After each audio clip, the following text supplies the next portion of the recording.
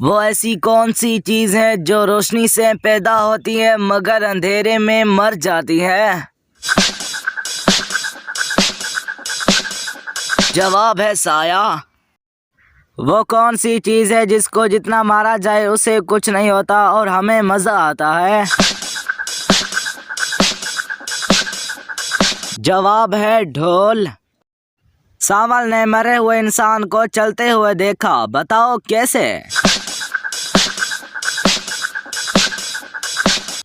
جواب کیونکہ سانول چل رہا تھا اور انسان مرا ہوا تھا۔ سونے کی چیز کا نام بتائیں جس کو سونار کبھی نہیں بیچتا۔ جواب چارپائی۔ وہ کون سا کام ہے جو لڑکی روزانہ کرتی ہے، اگر نہ کرے تو مر جائے گی؟